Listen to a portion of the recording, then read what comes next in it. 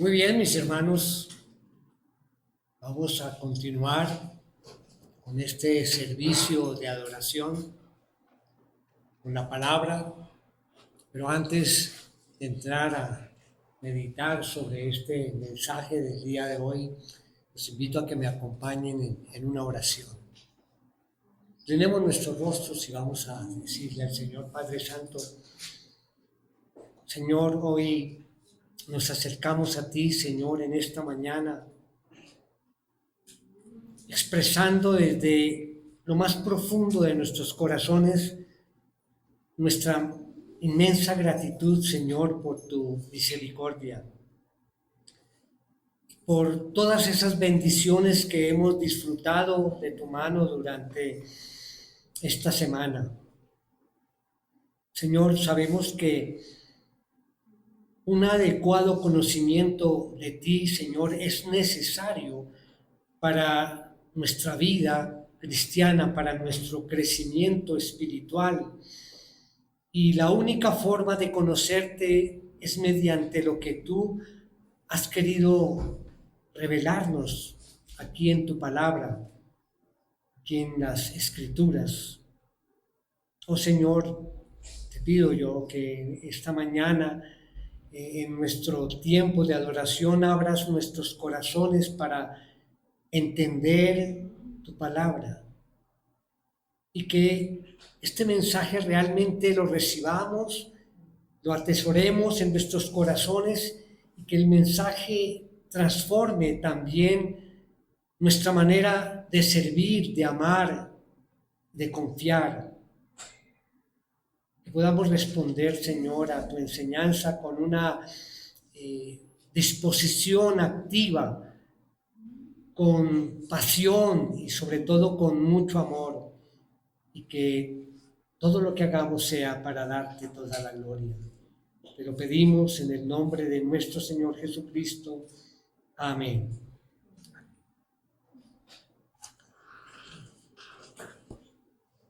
Muy bien, mis hermanos, hoy el Señor nos anima una vez más a que pensemos y vivamos más allá de los límites que tenemos.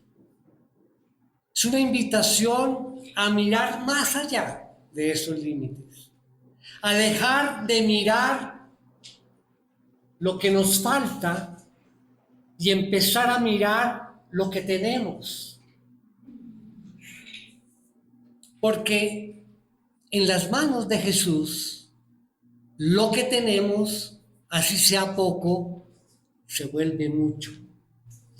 Y hoy vamos a ver cómo 5 panes y 2 peces alimentaron a una gran multitud, más de 5,000 personas. Hoy veremos entonces este milagro, y más que el milagro físico, vamos a encontrar aquí un mensaje de carácter espiritual que yo quiero y ruego de que sea de edificación para nuestras vidas.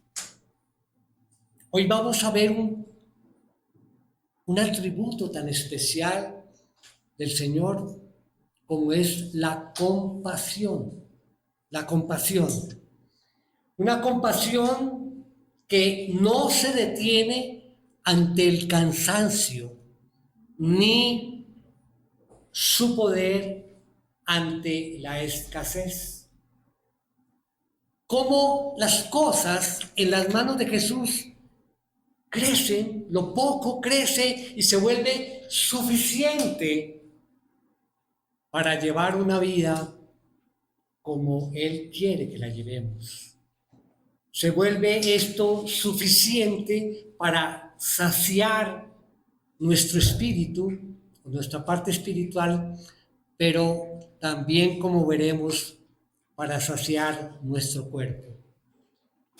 Así es que vamos directamente a esta historia muy conocida, pero vamos a Lucas, acompáñenme allá, el Evangelio de Lucas, capítulo 9, Vamos a leer del versículo 10 al 17.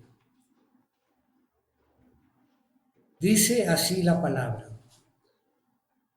Cuando los apóstoles regresaron, dieron cuenta a Jesús de todo lo que habían hecho, y tomándolos con él, se retiró aparte a una ciudad llamada Bethsaida. Pero cuando la gente se dio cuenta de esto, los siguió, y Jesús, recibiéndolos, les hablaba del reino de Dios y sanaba a los que tenían necesidad de ser curados. El día comenzaba a declinar y acercándose los 12 le dijeron: despide a la multitud para que vayan a las aldeas y campos de los alrededores y hallen alojamiento y consigan alimentos, porque aquí estamos en un lugar desierto. Versículo 13. Denles ustedes de comer, les dijo Jesús. Y ellos dijeron: no tenemos más que 5 panes y 2 peces, a no ser que vayamos y compremos alimentos para toda esta gente, porque había como 5,000 hombres. Y Jesús dijo a sus discípulos: hagan que se recuesten en grupos como de 50 cada uno. Así lo hicieron, haciendo recostar a todos. Tomando él los 5 panes y los 2 peces, levantó los ojos al cielo, los bendijo, los partió y los iba dando a los discípulos para que los sirvieran a la gente. Todos comieron y se saciaron y se recogieron de lo que les sobró de los pedazos 12 cestas llenas. Y una nota interesante, que este milagro es uno de los pocos milagros que se mencionan en los 4 evangelios. Y por eso es importante leer todos los 4 evangelios para complementar esta historia.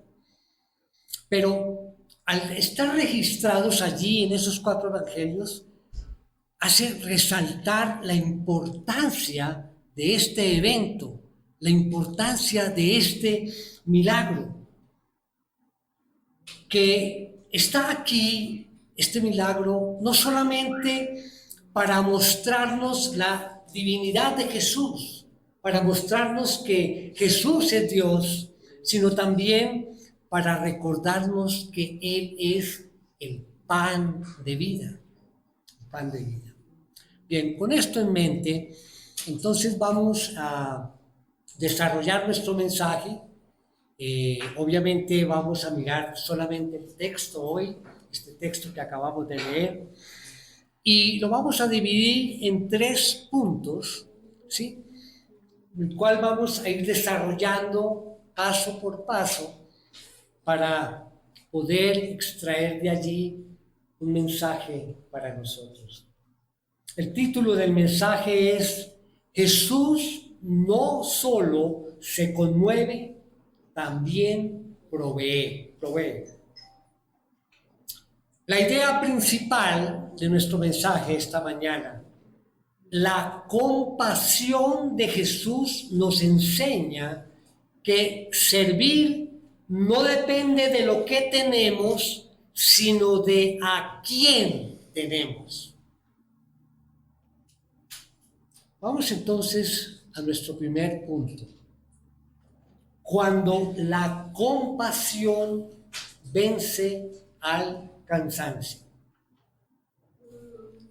Tenemos allí como punto A: Jesús busca descanso, pero su corazón se conmueve por las multitudes.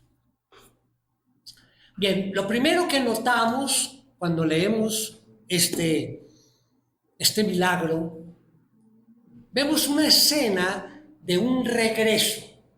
Dice el texto del versículo 10: cuando los apóstoles regresaron, dieron cuenta a Jesús de todo lo que habían hecho. Bueno, aquí hay 2 eventos que influyen precisamente en el ambiente donde se encuentra. Dos cosas. La primera es que Jesús acababa de recibir la noticia devastadora de que su primo, Juan el Bautista, ¿recuerdan? Aquel que clama en el desierto, y Juan el Bautista, el que preparó el camino para Jesús, había sido asesinado. Eso obviamente crea ya un ambiente de sensibilidad y de dolor para Jesús y los discípulos. Y el otro evento es el que estamos comentando ahorita, de que los discípulos regresaban de una intensa jornada evangelística. Al principio del capítulo 9 se habla de la misión de los 12. Jesús mandó a los 12 a su primera experiencia, a su primer mensaje hacia los demás, y los envió obviamente a predicar, los envió a sanar y obviamente los respaldó con el poder del Espíritu Santo y con su autoridad. Miremos allá entonces, dice el versículo 10 nuevamente: cuando los apóstoles regresaron, o sea, regresaron a reunirse con Jesús, dice, dieron cuenta a Jesús de todo lo que habían hecho. Esto se llama rendición de cuentas. Y ellos probablemente contaron a Jesús en detalle todo lo que les había pasado en ese tiempo, en ese momento de esa campaña evangelística. Cada detalle. Tal vez expresaron su emoción de que al predicar mucha gente creyó inmediatamente en el Señor. Tantas experiencias, mostrando ellos al comentar al Señor todo esto, mostraban no solamente obediencia a Jesús, sino también dependencia de Él. Y es ahí donde viene entonces el retiro. ¿Por qué digo así? El retiro. Cuando ellos se reúnen allí, dan cuentas, miren lo que dice el mismo versículo. Dice, dieron cuenta a Jesús de todo lo que habían hecho, y tomándolos con él, o sea, con Jesús, se retiró aparte a una ciudad llamada Bethsaida.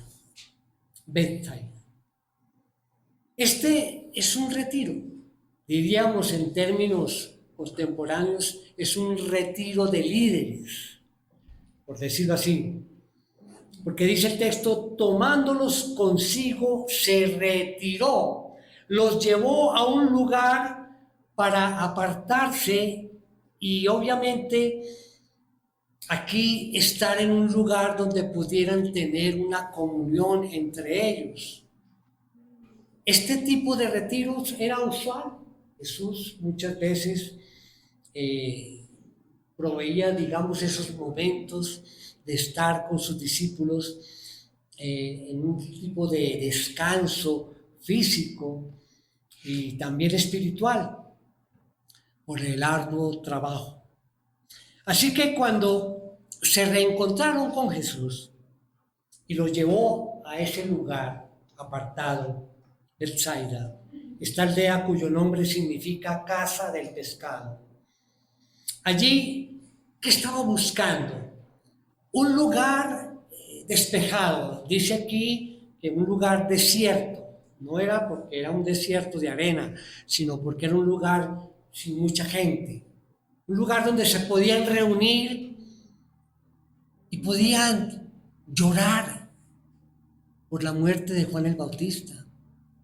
Poder orar, poder descansar también del arduo trabajo poder recobrar fuerzas. Era un retiro necesario en un momento íntimo entre el maestro y los discípulos. Pero ese descanso fue interrumpido. ¿Por qué? Porque, como leímos, cuando la multitud los siguió y llegó a ese lugar, ¿qué pasó? Esa multitud no fue despedida por Jesús. Todo lo contrario. En lugar de Jesús proteger, digamos, ese momento personal que tenía con los discípulos, ¿saben lo que hizo? Miró a la multitud y sintió compasión. Esa es la palabra clave hoy. Compasión. Él vio la necesidad de ellos, vio la necesidad de esa multitud. Y aunque el cansancio y el dolor emocional que tenía eran reales, ¿qué hizo él? Se sentó con ellos, les predicó, les sanó y finalmente los alimentó. Y nos preguntamos, bueno, pero ¿por qué Jesús hizo eso? Porque la compasión de nuestro Salvador no se paraliza ante la incomodidad ni ante la escasez. Entonces lo que vemos es una multitud que, bueno, se enteró de Jesús y se desplazó allá. Es posible también, mirando la escena, que en esa multitud había muchas personas que habían viajado a pie desde muchos lugares y obviamente también estaban cansados y sin embargo estaban escuchando al Señor.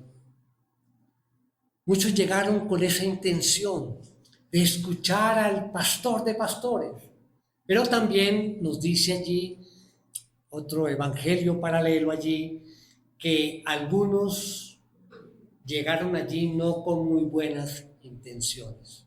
Habían llegado precisamente porque Jesús hacía milagros. Querían aprovechar qué tipo de milagros podían sacar de allí. Y inclusive se habla de que unos querían nombrarlo rey debido a esos milagros. Entonces, como dice el Evangelio de Juan, muchos de ellos fueron tras Jesús simple y sencillamente por los milagros y no por el real interés de la persona de Jesús. Pero ¿qué hizo Jesús? No los rechazó, no rechazó a ninguno. Su compasión fue más fuerte que su cansancio. Ese es nuestro Salvador. Ese es. ¿Y qué fue lo que motivó a Jesús a esa compasión? Aquí el Evangelio de Lucas no nos lo dice, pero mirando el pasaje paralelo en Marcos 6, dice que Jesús tuvo compasión de ellos porque eran como ovejas que no tenían pastor. Y esa imagen viene del Antiguo Testamento para referirse a personas que están desorientadas porque no tienen quien les guíe y quien les proteja. Y eso fue lo que vio Jesús en ellos. Más que un grupo de personas interesadas, él vio un grupo de personas desorientadas, un grupo de personas desprotegidas. Y Jesús sintió compasión. Por eso queda claro que lo que interrumpió el descanso de Jesús no fue la multitud, fue su compasión, porque su compasión fue más fuerte que el cansancio. Y esto nos lleva al punto número 2, siguiendo la historia. Un evangelio integral. Recordemos la idea principal. La compasión de Jesús nos enseña que servir no depende de lo que tenemos, sino de a quién tenemos. Entonces, este evangelio integral, allí frente a la letra A, nos habla de predicar, de sanar y alimentar. Versículo 11, vamos allí, dice: pero cuando la gente se dio cuenta de esto, los siguió, y Jesús, recibiéndolos, les hablaba del reino de Dios y sanaba a los que tenían necesidad de ser curados. ¿Qué hizo Jesús allí después de recibirlos? Digamos que vio la misión. Dice que les hablaba del reino de Dios y sanaba a los que tenían necesidad de ser curados. Él interrumpió su descanso para predicarles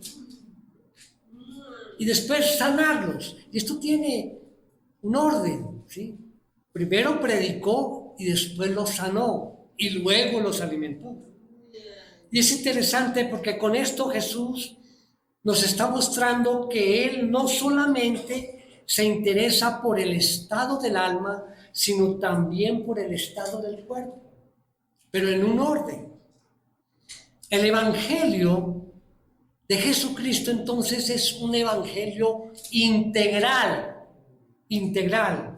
Jesús se interesaba porque la gente no había comido, porque la gente no había dormido. Sí, obviamente que el mensaje central, el mensaje del Evangelio del Reino era lo primero, pero ellos, porque lo primero hay que resolver el problema espiritual, pero obviamente uno se pregunta, la persona que no ha comido o no ha dormido, no piensa, o sea, y Jesús mostró aquí un Evangelio integral, preocupado por el alma, pero también preocupado por el cuerpo. Y un gran detalle, Lucas menciona la predicación primero y luego la sanidad, porque la predicación es lo que va directamente a la raíz que causa la miseria en este mundo. El Evangelio es el ministerio más radical. ¿Por qué razón? Porque va a la raíz del problema. El problema del hambre, el problema de la miseria en este mundo, se debe a una sola cosa: el pecado. Sí, el pecado, el tuyo y el mío. Y el Evangelio entonces viene ¿a qué? A salvar pecadores. Como dice el texto allá, y le pondrás por nombre Jesús, porque Él salvará a su pueblo de sus pecados. Entonces, en esta parte vemos, siguiendo el escenario, la compasión de Jesús. ¿Por qué lo hizo? ¿Por qué sacrificó, por decirlo así, el momento de estar con sus discípulos y de orar y de descansar? ¿Por qué? Por su compasión. Y esto nos lleva al punto número 3. Lo poco en las manos de Jesús se vuelve suficiente. Nuestra idea principal, la compasión de Jesús, nos enseña que servir no depende de lo que tenemos, sino de a quién tenemos. Allí entonces vamos a ver, punto A, la obediencia, la multiplicación y la adoración, como términos generales. Dice que ya el día entero habían estado allí enseñando, y sanando, pero el día estaba terminando y nadie se había ido, todos seguían allí. Pero imaginémonos, después de todo un día, estar allí escuchando al Señor, maravilloso, pero son seres humanos y obviamente había cansancio y tenían hambre. No sé si a alguien le ha pasado. Estamos en algún evento y no sirven lo que habían prometido y comienza el estómago a sonar por allá. Y obviamente uno está pensando es en qué va a comer que en lo que están diciendo. O sea que la gente estaba cansada, tenía hambre. Así que la necesidad comenzó a surgir. Y los discípulos, sin que nadie les pidiera su opinión, vinieron a Jesús ante un problema real, claro que sí, y le dieron una solución racional. ¿Cuál fue la solución? Dice el versículo 12, despide a la multitud para que vayan a las aldeas y campos de los alrededores y hallen alojamiento y consigan alimentos, porque aquí estamos en un lugar desierto. Dice, despide a la multitud para que hallen alojamiento y alimentos. En otras palabras, en este momento los discípulos estaban más preocupados por la circunstancia que por la persona que tenían al frente. Así que les sugirieron a Jesús. Veo allí que como si ellos fueran consejeros de Jesús, ¿no? Despide a la gente para que vaya a descansar y a comer. Y Jesús, siempre con esa actitud de ternura, en lugar de reprenderlos, lo que hizo fue darles una dirección. Dice el versículo 13, denles ustedes de comer, les dijo Jesús. Yo me imagino que obviamente esto debió ser algo muy confuso para los discípulos. Me imagino, por ejemplo, a Andrés, que era muy calculador, pensando, Señor, mire la hora que es, las 6 de la tarde. ¿Y dónde vamos a conseguir alimento? ¿Dónde vamos a conseguir una panadería o un restaurante donde preparen alimento para toda esta multitud? ¿Qué es lo que tú quieres? El Señor les dice, denles ustedes de comer, les dijo Jesús. Pero ahí siguen, pero ¿cómo? ¿Cómo lo vamos a hacer? Pero el punto de Jesús no era llevarlos a ellos a tomar una decisión humana o racional. El punto de Jesús era llevarlos a ellos a meditar y a recordar quién estaba ahí con ellos. Ese era el mensaje. Mis hermanos, estos hombres, estos discípulos vieron a Jesús hacer cantidades de milagros. Volver la vista a los ciegos, hacer caminar a los paralíticos, resucitar muertos. Ellos lo vieron. ¿Recuerdan? Hace 8 días que hablábamos de lo mismo, del pueblo de Israel que vio todos los milagros de Dios en su travesía en el desierto y ellos no hacían sino quejarse y murmurar.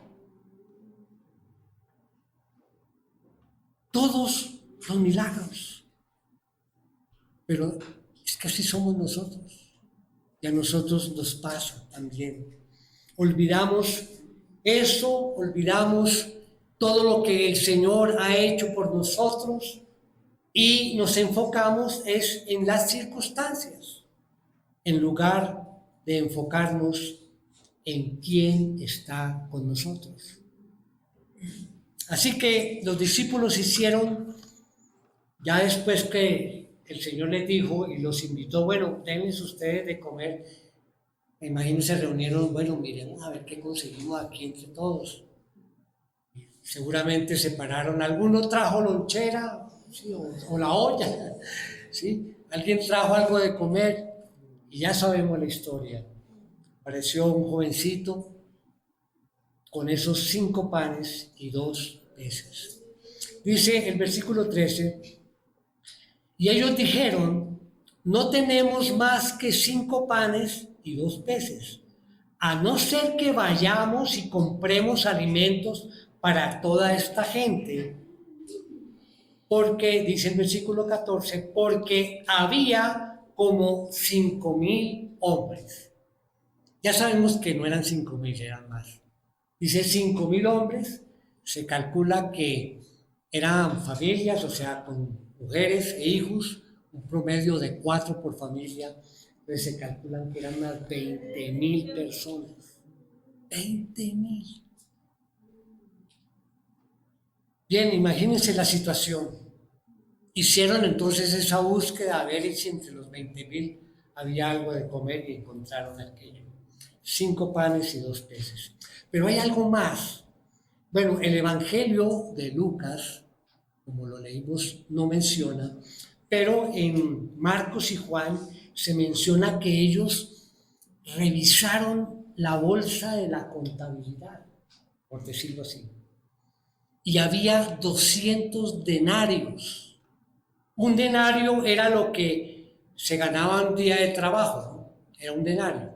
Es decir, tenían el equivalente a 200 días de trabajo.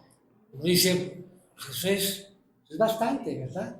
Pero para 20,000 personas no era nada. O sea, decían, Señor, mira, esto es lo que hay. Aquí hay 200 denarios. Aunque vayamos a buscar un sitio para conseguir alimento, esto no va a funcionar. No vamos a encontrar quién nos va a preparar comida para 20,000 personas aquí. Y mire la hora que es. No hay que hacer, Señor. No hay suficiente, no hay las condiciones para obedecer. Pero, ¿por qué dijeron que no había suficiente? ¿Por qué? Porque se estaban enfocando más en las capacidades y en los recursos humanos que en el Salvador que estaba ahí. Se les estaba olvidando quién estaba a su lado. Lo de ellos era, frente a una multitud de 20,000 personas, que son 5 panes, 2 peces y 200 denarios. Absolutamente nada. No me imagino a Jesús en ese momento pudo haberles dicho tantas cosas con toda autoridad, pero no. Nuestro Salvador simple y sencillamente les dijo, pues miren, vamos a hacer lo siguiente. Versículo 14 dice, porque había como 5,000 hombres y Jesús dijo a sus discípulos, hagan que se recuesten en grupos como de 50 cada uno, como de 50 cada uno. Esa instrucción, bueno, fue clara y aunque los discípulos no podían ellos mismos multiplicar el pan y alimentar a la multitud, ellos sí podían organizarlos. Bueno, al menos iban a hacer algo. Organizar la multitud. Y Jesús se encargaría del resto. Así de glorioso es nuestro Señor. Entonces lo que van a hacer es reunirse en el grupo de 50 y entonces déjenme a mí el resto. Se les estaba olvidando que el gran yo soy estaba allí, presente con ellos. Y yo sé que a nosotros también se nos olvida esto constantemente, muy constantemente. Así que entonces vino el milagro. Versículo 16. Dice, tomando él los 5 panes y los 2 peces, levantó los ojos al cielo, los bendijo, los partió y los iba dando a los discípulos para que los sirvieran a la gente. Interesante. Primero, eso de levantar los ojos al cielo era digamos, una postura típica para orar. ¿Por qué mirar al cielo? Alguien se pregunta, bueno, pero ¿por qué mirar al cielo? Bueno, nosotros cuando oramos miramos es hacia abajo, miramos hacia abajo, ¿verdad? Pero lo que mira Dios es el corazón, no si estamos mirando arriba. Jesús miraba arriba y decía, Padre nuestro que estás en los cielos, ¿sí? Y de pronto el publicano allí en Lucas 18 no quería levantar los ojos al cielo porque estaba consciente de su pecado. Aquí, así uno mira hacia arriba o mira hacia abajo, lo que mira el Señor es nuestro corazón. ¿Cómo está nuestro corazón? Y sí es cierto, ¿hacia dónde está mirando nuestro corazón? Así que puedes mirar para donde quieras, pero concéntrate en la oración. Y no solamente eso, le dice que bendijo los alimentos. Y llama la atención porque el Evangelio de Juan explica que bendecir los alimentos significa que dio gracias por ellos. ¿Y por qué digo esto? Porque a veces personas dicen, vamos a bendecir el alimento como que mi oración lo va a hacer bueno. ¿Sí? Pero no. Es el alimento, eso es bueno porque fue creado por Dios. ¿Sí? Lo que hacemos es dar gracias a Dios por el alimento que nos ha dado. Que no les pase como un hermano que decía, mire, es que a ver, a mí no me queda tiempo de orar cuando como, porque voy a las carreras. Entonces lo que yo hago es que yo bendigo los alimentos cuando estoy en el supermercado. Y ahí ya tengo todo bendecido para adelante. Que no pase eso. Cada tiempo, cada momento para el Señor. O sea que Jesús tenía 5 panes en su mano y comenzó a partir. No dice, no es que aparecieron todos los panes y todos los peces de un momento a otro. No, si leemos allí dice, los partió y los iba dando a los discípulos para que los sirvieran a la gente.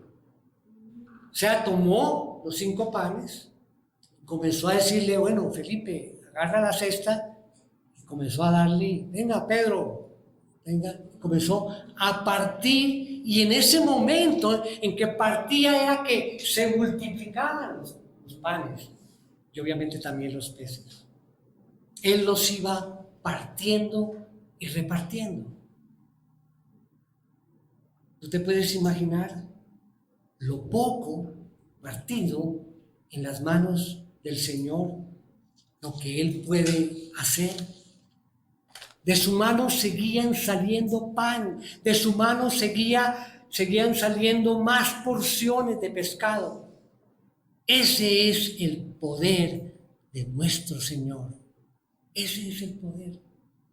Dice un comentarista sobre esto, abro comillas, no se hubiese explicado todo lo ocurrido si no es apelando al dedo de Dios o a la mano de nuestro Señor, que es lo mismo.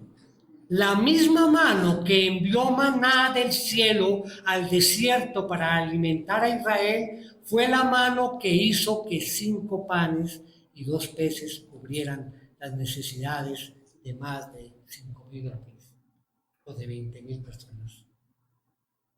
¿Y qué pasó? Todos Comieron, diríamos, barriga llena, corazón contento. Se les fue el sueño allí. Esto es verdad. Todos comieron y se saciaron. Porque cuando nuestro Señor provee, lo hace de una manera generosa. Proveyó con tanta generosidad que ahí no hubo una persona que se haya quedado con hambre. Y no fue que, digamos, mataron el hambre o, como dice uno, como que distraje el hambre. No, se saciaron. Se saciaron. Y no solamente se saciaron todos, sino que sobraron 12 cestas llenas. Casi siempre alguien, hay el hermanito curioso que dice, bueno, ¿y qué hicieron con las 12 cestas?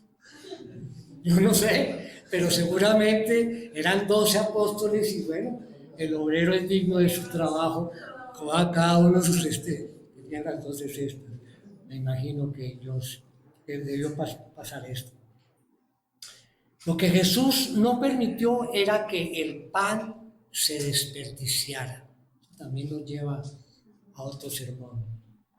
Pero bueno, dice William Hendrickson, un teólogo conocido, dice, abro comillas, lo que demuestra la gran cantidad de pedazos sobrantes es la regia prodigalidad del maestro y su generosidad sin hacer cálculos. ¿Qué quiere decir? El Señor no dijo, bueno, aquí hay 20,000, ustedes solamente 20,000 pedacitos, uno para cada uno. No, Él es generoso, comenzó a multiplicar allí. Jesús no se puso a decir uno por persona.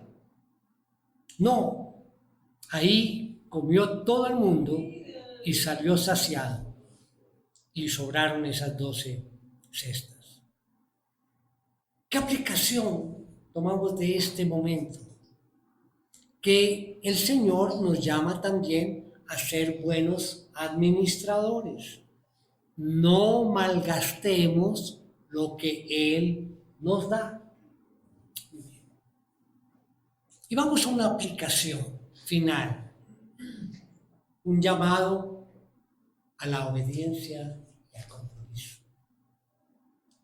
Mis queridos hermanos, iglesia, este milagro no fue solamente para mostrar poder, fue para mostrarnos un propósito. Jesús no solo dio el pan, Él es el pan. Y tú y yo somos los discípulos que reparten ese pan.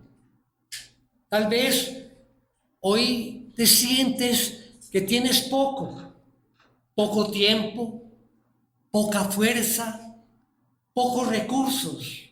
Pero si lo poco que tienes lo pones en las manos de Jesús, Él lo multiplica de acuerdo a su voluntad. Este mundo está hambriento de verdad, hambriento de esperanza, de amor. Y tú tienes el pan. Así que no digas, tengo poco. Di, Señor, esto es lo que tengo, úsalo para tu gloria. Y vuelve aquí el tema del compromiso. Es una palabra que he repetido en los últimos mensajes. Si miran hacia atrás, comprometernos a qué. Y volvemos a hablar de obediencia, de servicio y en este caso de compartir. Porque cuando la iglesia se levanta con fe y con compasión, el mundo ve a Jesús. Vamos a hacer esta iglesia que estemos unidos repartiendo el pan y vamos a confiar en el Señor, sabiendo que Él es suficiente. Puede parecer que somos muy pocos en el ministerio, ¿verdad? Puede parecer. Nosotros una pequeña congregación, quizá decimos pequeña manada, pero olvidémonos de la cantidad y enfoquémonos en el Señor, en lo que Él es, en su poder y lo que puede hacer con unos pocos. De modo que no te frenes, porque te parezca que somos pocos haciendo este ministerio. Recuerda, no lo poco que tienes, sino aquel que tienes a tu lado. Matthew Henry, comentarista también, dice, abro comillas, la bendición de Cristo hará que poco sirva de mucho. Él satisface a toda alma hambrienta, la satisface abundantemente con la abundancia de su casa. Termina allí la cita. ¿Y a dónde nos lleva todo ese poder de Jesús? Primeramente, nos lleva a adorarle. ¿Por qué? Porque nos recuerda quién es Él. ¿Quién es Jesús? Mire lo que dice al respecto este teólogo R.C. Sproul. Dice, abro comillas, Jesús, a la luz de este texto, no es solo un maestro ético, no es solo un maestro moral, no, Él es el mismísimo Hijo de Dios. Dios no solo existe, sino que se preocupa por nosotros. Se preocupa por nosotros para poder morar entre nosotros y para poder lidiar con nuestro pecado, nuestra decepción y nuestro dolor. Cada ser humano está hecho a la imagen de Dios y quien se sienta en la parte trasera del autobús importa a Cristo y lo hará para siempre. Tu vida importa, no solo ahora, sino también para siempre. Termina allí la cita. En fin, mis hermanos, ¿a dónde nos lleva esto? A adorar a Jesús. ¿Por qué? Porque esta historia nos recuerda quién es Él. Y no solamente adorar a Jesús nos lleva también a confiar en Jesús, porque hemos visto no solamente quién Él es, hemos visto lo que Él es capaz de hacer con poco.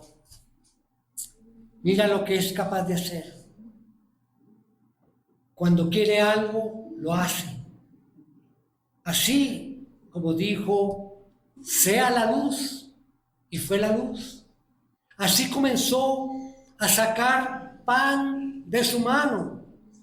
Cuando ordena algo, ocurrirá.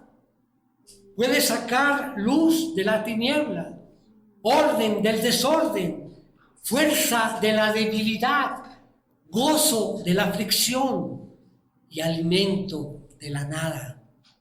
Mi hermano, mi hermana, ¿te ha quedado claro lo que Él es capaz de hacer con tan poco? Por último, este milagro apunta a una verdad mucho más profunda y no quiero que crean que estoy espiritualizando el texto. ¿Cuál es esa verdad profunda? Jesús no solamente da el pan, Jesús es el pan de vida. Y vemos esa frase en nuestra mente. Esa multitud representa una humanidad hambrienta en el desierto de este mundo. Así que mi hermano, mi hermana, reconoces ahora que este mundo está lleno de almas hambrientas y sedientas porque lo terrenal no les puede llenar. Busca allí fácilmente en internet y te vas a dar cuenta de eso. Busquen en las redes y van a ver qué vacío está este mundo. Pero ¿sabes algo? Nosotros tenemos el pan. Y no solamente estoy hablando del pan físico, que también podemos dar, sino estamos hablando de Jesús, el pan de vida.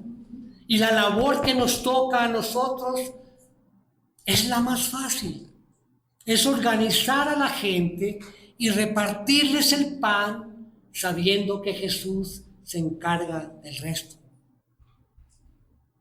El texto nos muestra también no solamente lo que Jesús puede hacer, sino también lo que nos ha delegado a hacer con su poder. Mostrar su amor y dejar que Él haga el resto. ¿Reconoces, mi hermano, mi hermana, que este mundo está lleno de almas hambrientas? ¿Estás dispuesto o dispuesta a compartir ese pan que sacia de verdad? Entonces, repitamos en nuestro corazón esta frase. Jesús no solo da pan, Él es el pan de vida que sacia cuerpo y alma, y su compasión transforma lo poco en suficiente cuando se pone en sus manos. Esta frase reúne los tres ejes centrales del mensaje. Primero, la compasión de Jesús. Él interrumpe allí su descanso por amor a las multitudes. Segundo, la suficiencia de Jesús, que convierte la escasez en abundancia. Y en tercer lugar, la identidad de Jesús como el pan de vida que sacia el hambre espiritual. Amén. Tenemos nuestros rostros. Oh, Padre maravilloso, gracias, Señor, por mostrarnos a través de tu Hijo que la compasión no se frena, no se detiene ante la fatiga o ante el cansancio, ni ante la escasez. Ayúdanos, Señor, a confiar cada vez más en tu poder, a obedecer aunque no entendamos muchas cosas y sobre todo a recordar que tú eres suficiente, que podamos ser instrumentos de tu provisión, llevando pan y esperanza al alma. Que nunca olvidemos que Jesús no solo da pan, sino que Él es el pan de vida. Rogamos, Señor, tu gracia para poder vivir en obediencia, pero en obediencia práctica, Señor, siendo cada día más parecidos a Jesús. En el nombre de nuestro Salvador oramos hoy y siempre. Amén.